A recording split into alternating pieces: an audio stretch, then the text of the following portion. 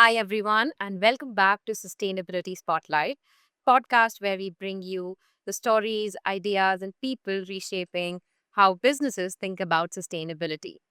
Today, we Mhm. are diving into a fascinating example of what happens when collaboration isn't just a buzzword, but a real driver of innovation. My guest is Dr. Evert Smit, Director of Scouting for Sustainability, Technology, and Innovation at Lohmann, and President of Afera, the European Adhesive Tape Association. Evert Mhm. brings more than 25 years of experience in the polymer and adhesives industry. But what really stands out is his energy for building bridges across companies, sectors, and even traditional ways of thinking. Evert, welcome to the podcast. I'm so glad to have you here. Well, I'm proud that I can explain what we're doing, and I'm thanks for your kind words. And yeah, let's just dig into what we are doing over here in the hope that many more organizations and companies will join us in the initiative. Agreed. So let's start Mhm. right at the heart of today's theme, then, which is co Mhm. creation. You Mhm. have helped lead a truly collaborative effort between Afera, the IBK, and industry players to create a sector specific PCF calculation tool. What Mhm. made this initiative necessary, and what was the spark that brought everyone together? Well, first, it's a team effort. We all did it together, and that's very very important in this whole story. We all realized over the course of time that nobody could do these kind of things on their own. You had to do it as an initiative, as a group, and since it will be companies who are basically also competitors working together, you have to do it under the umbrella of an organization. And we in Afera, that means the tape companies, but also the adhesive suppliers and the converters, all kinds of suppliers next to it as well. We realized that product carbon footprinting of your products is crucial. You need to know where you stand. And we have been talking about this for years. How shall we help our members, all of them, to do it in a concerted way, in a standard way? Then in one of our meetings, we found out that the IVK in Germany, that's the Adhesive Association for the country Germany, was doing the same thing. They had the same ideas. And they were doing things like we wanted to do as well. So we met, we teamed up, we said, shall we do this together? Shall we just make the effort from both sides even more worthwhile for the industry in Europe as a whole? We have also members on both sides that are member of IVK in Germany, but also member of Afera. And we need input from both sides anyway. You need the inputs from the supplier side, but also from the user side. So that makes it even more relevant for all of us, and it reduces the costs overall as well. So we agreed to do this, and then we announced it to our members that we were going to do this. And we made sure that everybody was on board, and we would then, as a whole group, IVK and the tape organization, start working on this one. We had chosen Sphera, the company that delivers the framework for these kind of calculations. And the three of us started working on this in a concerted effort. So the first meeting we had in Düsseldorf, no, sorry, the first meeting was actually online to explain what we were doing, how we were doing it. Everybody already understood why we were doing it, and there were over 160 participants in that session already. And then we divided it up in the different work streams that needed to be worked on. On even there, you saw large groups, 30 plus people from different companies working together to define what do we really need for the industry. The overarching goal is really to have a standardized tool that delivers standardized validated data that we could then use to hand to our customers. So the customers could then trust the numbers that come out of it and make sure that we all do it the same way, which is very, very important because we would like to set a standard on this one. Right. And as you put the story, I was imagining ever that, now that you are retrospectively bringing it all together, it may sound easy that, IVK was thinking about the same things, we were thinking about the same things, so we came together. But just the amount of effort that it takes, and Mhm. small world, everybody's thinking about the same things all the time, but not every collaborative efforts get to see the kind of fruition that you have. So kudos to bringing together, and even in the first meeting with 160 people, so just can imagine the amount of coordination that it takes. Amazing feat to to have achieved. I do have a follow up here with respect Mhm. to, now that we're talking about just the sheer amount of brilliance it took. What was there any particular challenge or barrier that you felt that could only be solved through this kind of collective effort? Um, y- y- the initial barrier was, of course, to get all the people together and to make sure we are all aligned and everybody felt safe discussing these topics and that they had the buy-in from their companies to be in such sessions. Yeah, that's not standard. In the end, it all comes down to people relationships, people knowing one another. How we came together is pretty simple. We know one another in the industry. We know what the topics are, and we are in our organization, but also IVK, talking openly about the challenges for the industry. Not for one company, for the industry. And one of the big challenges is indeed sustainability, is a thing like product carbon footprinting of your products. And the moment you start speaking about these things openly, because you are in a trustworthy environment where people feel safe to talk about these things, then these things happen. And the major challenge, which was relatively easy actually afterwards, once we all agreed that we would do this inside the organization and spreading the news, talking about it, explaining it, what we are up to, and really, you have to go to a lot of explaining. What is our goal? What is our challenge? Do you need support from us to convince your company that you can participate, etc.? These things all have to happen, but they did, and it went pretty quick afterwards. And especially the first session was to set a scene. Everybody could see what was happening and knew that they could participate and that it would be valuable for them to participate. And I think that's the biggest effort and also, well, challenge. The biggest hurdle we took is for all the people to come together, meet, get the time from the company to travel because the first, second, no, the second, third, and last meeting were all in person. So people had to travel to get there. They need to get the time from their company to be there. Everybody needed to be convinced, but we were successful in doing that from both sides. So the cooperation between Afera and IVK has been exemplary. It was really fantastic in this one. Right, right.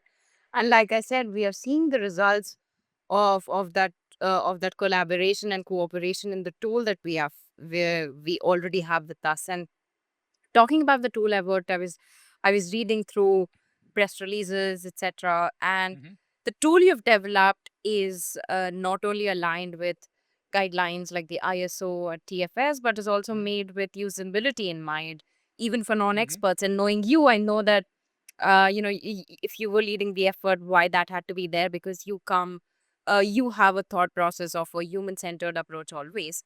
So Mhm. that's a big, but having said that, that's still a very big leap for something as complex as LCA or PCF, right? The concept are Mhm. complex, and then bringing Yeah. in user experience or usability in mind. So, can you walk Mhm. us through what makes this particular tool different from others out there? And just another question I like to add here is, Mhm. what were where during the development, what were some of the trade-offs or design decisions that the group had to make to reach to this state or this level of usability? Mhm. Yeah, well, important to understand is that the framework to do these kind of things was already there, of course, but it was not for our industry. What we needed is a user-friendly tool for our adhesive and tapes industries, meaning it is really focused on us. It needed to have the components that we need. It needed to be able to be used by people in companies who are not computer experts or whatever. They are sustainability experts, chemists, etc. So the people needed to work on these tools. That's why we had to have these face-to-face sessions where the people who were going to work on it to define what their needs were. What the stuff that needs to go in there? What kind of raw materials need to go in there? What kind of generic materials needed to go in there? How should it look like? What was the end result? What should the end result look like? And very importantly, we had to make sure that the tool was validated by an independent third party, so people could trust that the outcome is what it should be, is trustworthy. So we found an external company that is validating the method on how we calculate the things. And I think that sets it apart. It is so first, it's for our industry, really. So focused on that one. It's not a generic tool. It is focused on usability, and the output is validated independently. And the last one is, of course, big companies. They can afford to build their own tool or build or buy an expensive tool. But we are here for all the companies. And we also realize that the small and medium-sized companies need to be on board as well, because the industry needs to show off a certain professional picture to the outside world. So we need to do it together. And therefore, it need to be affordable for the other ones to get as also their buy-in. So we managed by having this very large group of users to negotiate a significantly lower price than you would normally have. And it's not all about money, but in the end, it is important, especially for smaller companies. These things are a hurdle, and we would not like everybody using their own tool. And the main reason is, again, customer mind. Yeah, our customers would like to have a tool that they can trust. And if we all do the same and we do it in the same way, and it's not commercial, yeah, it's not something we make money out of. We don't want it. We are not a non-for-profit organization like IVK is. The members pay it, and they can use this tool and make sure that everybody is using it at an affordable cost and move it forward. And you can use the tool to generate data, but you can also use the tool to look at your own materials and your own product and say, we could probably improve it. We could probably improve the footprint of this product, because this part here is the thing that influences it most. In our case, most of the time, scope 3, and there are certain parts of it. And now you can identify it, and we all again do it all in the same way. We create a level playing field. Right. I would add one more question on the more technical side of things is that, I, while developing such tools, we are having to balance between two things largely. One is being rigorous and the standards, aligning with standards, aligning with the standards that are followed not just in the tapes and adhesives industry, but also aligning it, let's say, with your customers and others. But, Mhm. when we start talking of standards, it's just a lot of complexity, right? But you do have Mhm. to be adaptable and flexible for real world use. So, how are you Mhm. able to strike a balance there? Um, yeah, that again comes out of a lot of these discussions we had with the potential users, so the companies. And one of the things that's always difficult if you are creating something in the system, how do you keep it secure? Make sure that only you can see it. But how can you also make sure that the stuff that you're using to calculate it, that the data is correct? Or if you don't have the data, which does happen a lot, that you've got good generic data. And those are the things that we focused on. Make sure that we got good generic data, that at least you can have a good estimate at the beginning, and you can refine later on. But the data set is the same for everybody.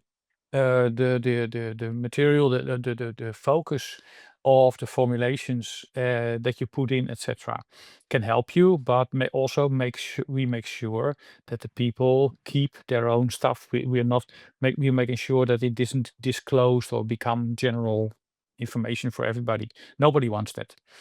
So that makes it even more difficult. But then again, the Sphera tool helps us there to do this. Their framework helps us to get there. Right. And then using the TFS, etc., the systems that are already in place to generate good generic data for the things that you don't have. Because sometimes you just don't have the data. Exactly. Yeah. Mhm. So confidentiality is important as well, and Yeah. I'm glad Mhm. that even in the beginning, so this is the first time the tool is being released and it's undergoing validation. Mhm. But even at this stage, when it is just starting, I'm almost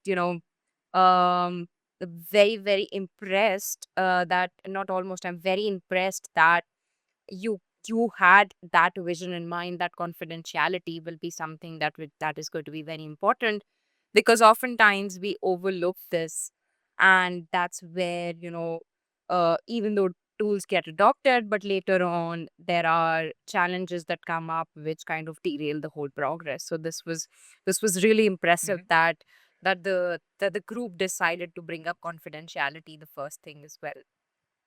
Yeah, um, well, and then those are the important things if you work in the way we did, by having these group sessions, having the people respond, making lists of the key criteria that it needs to meet, and this will immediately pop up pretty high up on the agenda of many of the companies. We need to have this covered. This must be clear, and therefore you need to have team exercises in a large group where everybody can speak out what they really want and need before they can use the tool, because otherwise they will just not use it. Again, it's a right. group effort. That's it, and that's the good thing about it, and that's what I liked most about it, that it's really that there were all these companies sitting there together defining their needs and come together to a single conclusion on what it should look like. And I hope so much that the other industries are doing the same. I gave a poster last week at the PSTC meeting in the US, gained quite some interest. And then one of the major questions was, how did you do this? All those companies working together. Well, if you have a shared goal and you make sure that it is confidential and you keep all the stuff the way it is, you're actually legally okay to do this. Right, exactly. And I think this is the power of everybody speaking up. And Mhm. so one thing that we always talk of in software development is if that a user is making or co-developing a product, they will Mhm. use it because it fits their needs. So, and uh, Yeah. Mhm. similarly, I'm seeing it here that every stakeholder essentially had a role to play in developing the tool, in deciding Mhm. what gets priority.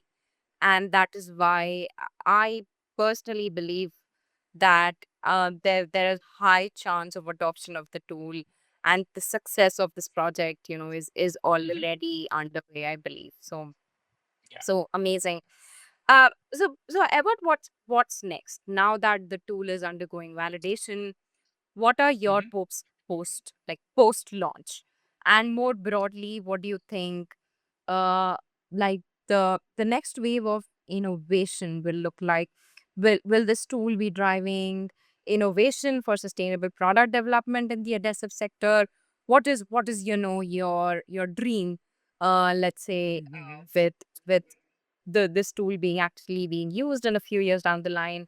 What's the dream state looking like?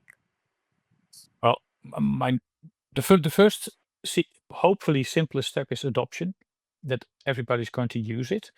It is okay if people use another tool next to it. We will definitely test it out.